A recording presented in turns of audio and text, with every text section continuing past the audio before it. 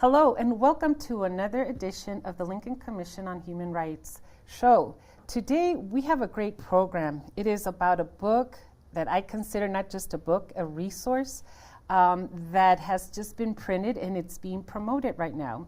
So my name is Francisca. I work with the Lincoln Commission on Human Rights as a community outreach coordinator. And today we have Dr. Dwayne Mays. How are you today?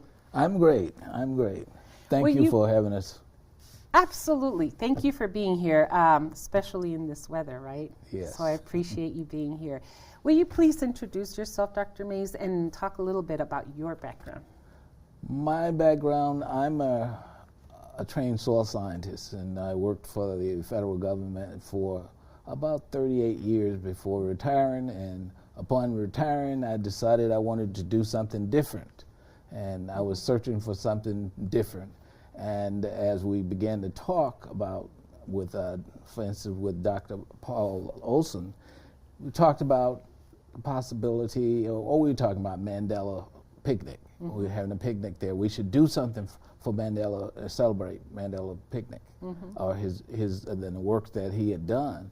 So we decided, well, we talked and we met in the park, and then we met at the Unitarian Church, and finally we decided we need to do more than talk. What can we do to make a difference? And much of what we talked about is race and racism and how those factors affected the lives of people in Nebraska, in Lincoln. That's where we started. We were talking about Lincoln. Mm-hmm. And as we talked about Lincoln, we realized, and we began to do some research and collect materials, we began to realize that it's much bigger than Lincoln. Mm-hmm. So we said, okay, we're going to look at Nebraska. We'll look at race and racism in Nebraska. And we want to look at that from the perspective of different cultural groups.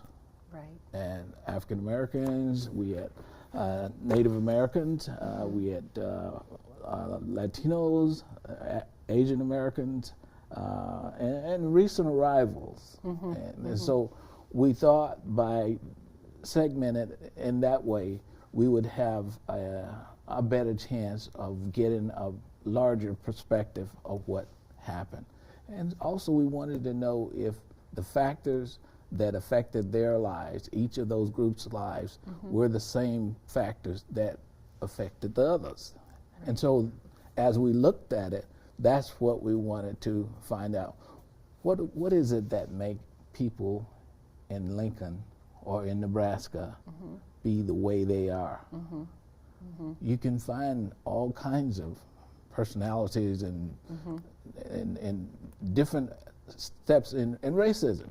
Yes. And what is it that causes people sometimes to blurt out or to go in a offshoot direction?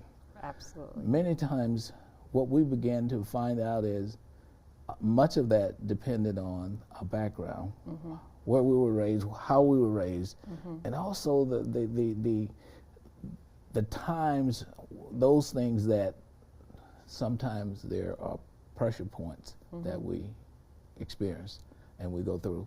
Those things cause us to do and to say some things and in some situations that we normally would not. But one of the things that really amazed me is Mrs. Bullock, Leo Bullock, was a person that I knew well, and one of the civil rights, one of the persons who worked in this community to try to dispel a lot of the myths and a lot of the racism things that went on. So she was somewhat surprised to find that people in Lincoln were somewhat like the people that she had worked with or seen in Mississippi. And when she left her home in Mississippi to come to Lincoln, she was looking for a better life and didn't think that she would have those kinds of experiences. But as we know later on, even the Ku Klux Klan burned crosses in her yard. And so to intimidate her. And so why do people do what they do? Why do they say what they say? And those were some of the questions that we were asking ourselves. Right. And we wanted to get perspective of why people are the way they are in Lincoln, in Nebraska. In Nebraska. And we find that as we go around the state, some of the same things happen. But there are some, we were looking at the good, the bad, and the ugly. In the as we were looking at Truth and Reconciliation, as it was given or done by Nelson Mandela in South Africa, then there is the truth, and this book represent our estimation of the truth. We did by interviewing people. We also did research. We had researchers, and we selected people to write the chapters. This, and we had, it wasn't just me. We had a committee that worked this whole book and this effort. And also, we didn't do it just haphazardly. Right. This was we thoroughly researched it, and we had some of what we thought were the best researchers in the area. And these were people who had experience in that area. That is, they had lived a life. Yes. So we asked people, would you walk a mile in our shoes? So what we're saying is, before we make a judgment, we need to know, understand what we're talking about, what we're dealing with. So we did the research, and this book represents what we feel is the truth in the matter, a step in the Truth and Reconciliation. If we look at this as truth, then how will we deal with it? That is, looking at why do we look at the bad part? Right. Some people just want to see the good side.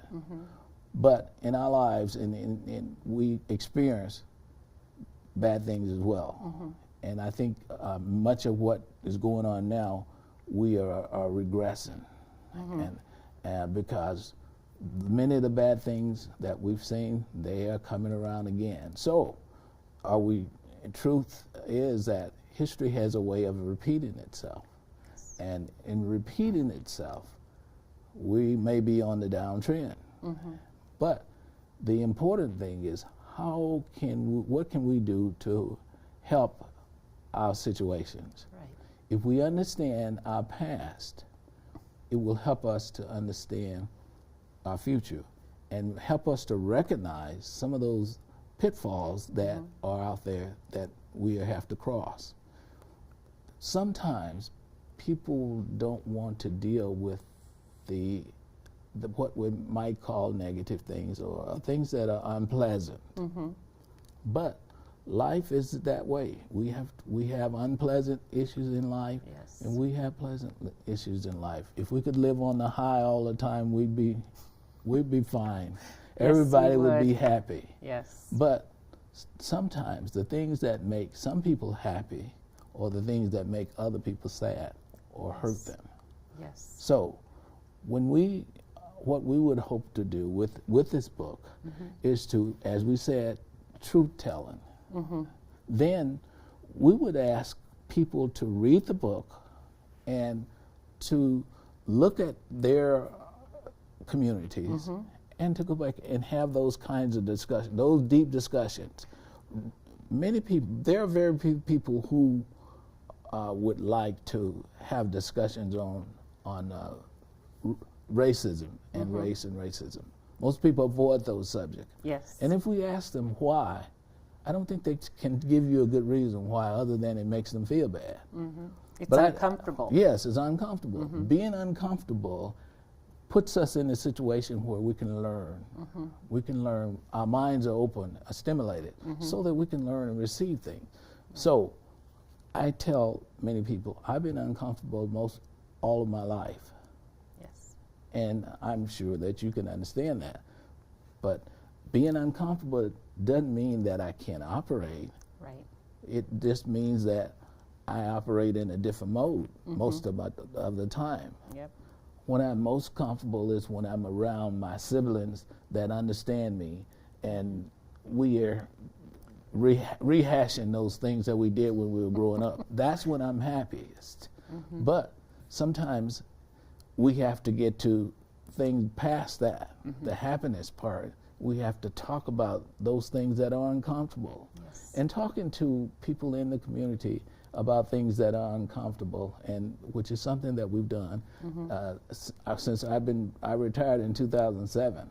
And since that time, I've dedicated my time to, and my efforts to, talking about and discussing these things and working with this. And so in our committee, which is a group which I'm co-chair of, as to put this book together, this is a result of 4 to 5 years of work that went into this. And I'm not sure how many people contributed to this, because it's a lot of people. And some of them contributed. We had listening sessions here in Lincoln. We had listening sessions in Omaha.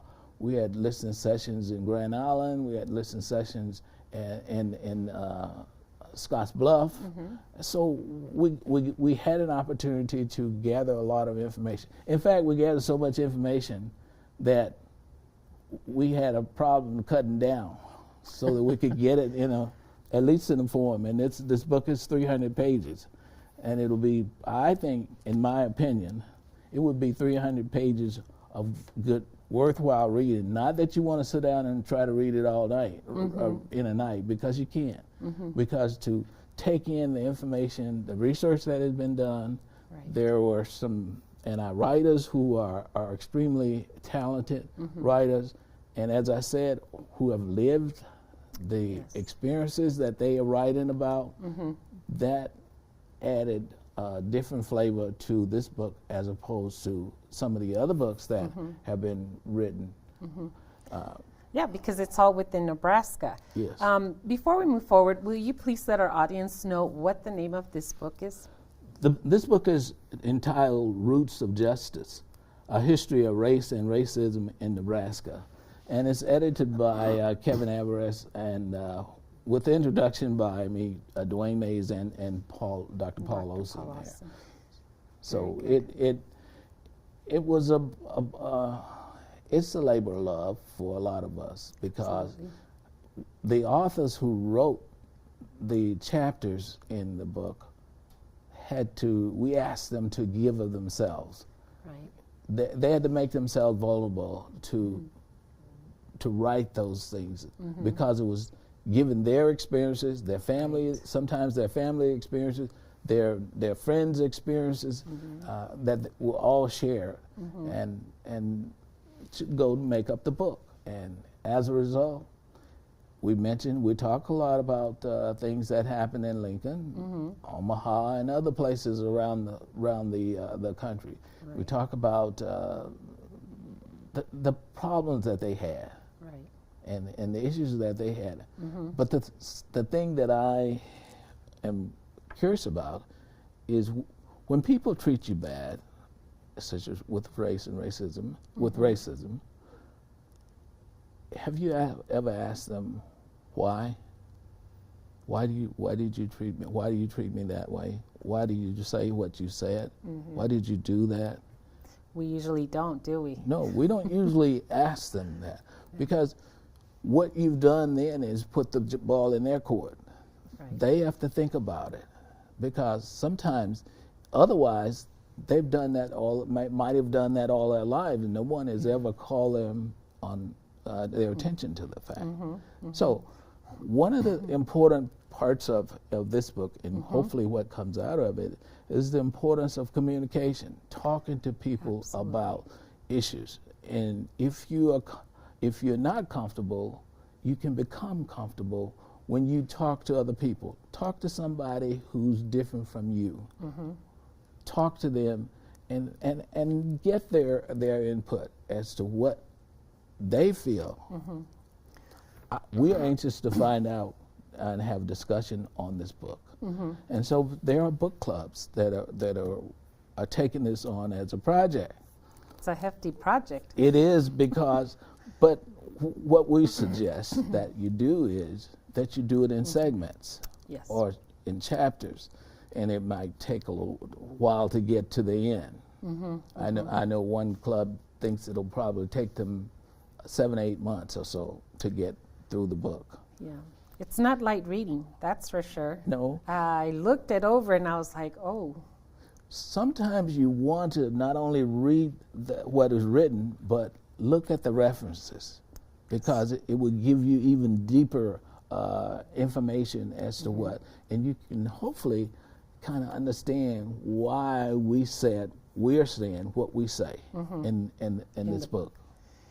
what would be ideal for you to happen with this book? Because you've mentioned about having uncomfortable conversations, which I think we all do, because, I think, at least for me, it is uncomfortable to talk about race and discrimination, and though I'm a person of color.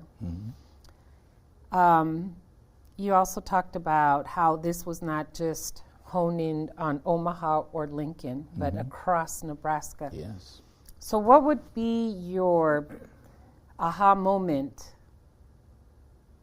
in having somebody read this movement? What would make it so worthwhile that you go, it was so worth all the time and effort we put into this book? If in some way you can see yourself in some of the stories that have been told or in this book, and some of the experiences that have been shared, what would you do? What did you do? Because some of these would be stories that perhaps you know about already, but what did you do? Or what did you do when you hear some story, some information shared that is blatantly discriminatory for a particular person? Do you just listen to it? Many people just look the other way.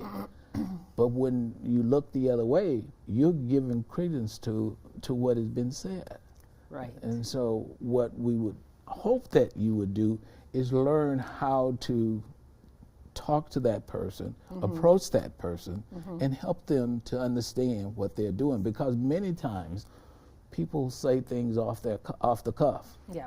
And in passing, in anger, rather than thinking about other people and how their feelings are, how it might hurt, how it might reflect on Lincoln. Yes, that is very true. Or Nebraska. So to get us to stop and think, and I like what you said earlier about communication, helping individuals who have a hard time having the discussion, but more than anything, opening those communication venues. Yes. On this. Go ahead. Yes, we've had a few. We had a racism, a race discussion here, probably around 2016, somewhere in that time frame. And what we were doing is we presented a film, and then we had discussion afterward in groups. And those I thought were good. We had about 100 people. We had 3 sessions, and we had about 100 people at each session, and it was a progressive session. So that we thought that was great, and it was good, and we thought that people would take on to that and go and take it back to their churches or their garden clubs or whatever, and discuss it, or their families, and discuss it. Use it as a point of reference. Right. But I think people didn't do that. And that, to me, I feel that we failed because we didn't continue that. If we had continued those kinds of discussions, just think how much further along the line we would be now. I remember those discussions. I remember being in some of those groups at the Malone Center. Yes. And it was amazing. It was very educational. It opened my eyes to see that people are interested in having that communication. But you're right. It almost felt like there should have been a continuation somehow. So hopefully this book will promote opportunities or venues where we can have those kinds of discussions, But what would be most important if you can have those kinds of discussions in your community, Yes. so that it will help those persons. Some people are strong and they can withstand that and understand and Right. express things well. But there would be some people who would not have that talent or that ability to do that. And how do you get those persons involved? They may have good intentions, Right. but they need a little bit of encouragement. Is there, it almost sounds like there might be a second book to this at some point. Probably more work for you than you'd care to talk about, but Yeah. because it sounds like you gathered so much information, and obviously you had to pick and choose of what went into this original one, right? Yeah, yes. I'll just share this with you. We had some listening sessions, for instance, in the African American community at Malone Center and a church in the area. And we had some very, I was inspired by the conversation and the willingness of people to talk. But it was so much history there and so much sharing there, and how we can continue to have those kinds of conversations. Because there was you're right, it was so much information that we were what do we do with all of this information? Right. And so Ms. Maxa Harris is working on a project at Malone Center, and capturing some of those kinds of information so that it is preserved. And so I hope that there are other places that those kinds of things will be. But the main thing that we want to get out of this is talk about, we need to get to the point of reconciliation. What is it?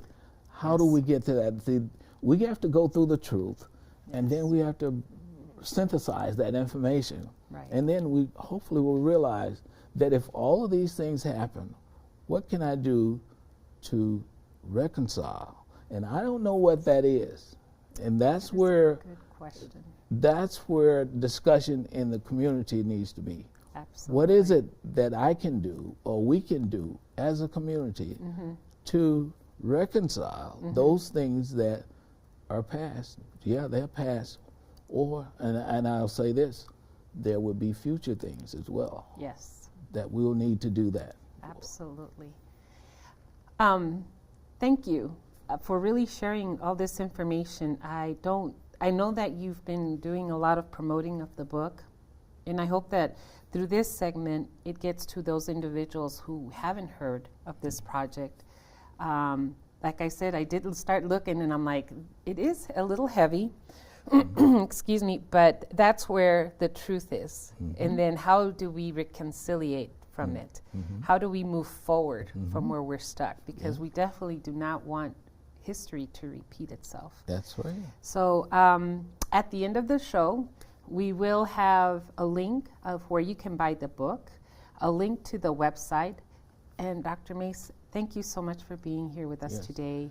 I think it is so important for us to all think of what is that journey for each of us. And we have a rollout committee, a Roots of Justice rollout committee, and they are looking for ways in which we can make this information available to people throughout the state. Some donors have donated money to distribute these books in libraries throughout the state, and that's great. the start. And others might have other ideas of how we might get that information to people who will utilize it. Do you think at some point in the future this book might be translated into other languages? We haven't gotten that far yet. We're trying to get a digital book so that people can hear it as they drive across Nebraska. Sure. So absolutely. And there may be other ideas out there, and we're open to suggestions, and hopefully people will make suggestions and offer to help us roll this out to the state of Nebraska. We feel like it's important. Yes. Well, thank you. It's leaders like you who make sure that we continue to learn, and that is very important. And like I said, it's not light reading. I mean, it's getting to be able to read the book and really digesting it and going on the journey. I think that is so important, and communication, Yes. which is what we need to be very effective, right? Mm. Thank you so much for being here today. I appreciate you. Thank you. So for those of you who are watching, please make sure you look up the link in the website. And with that, remember, we all have rights.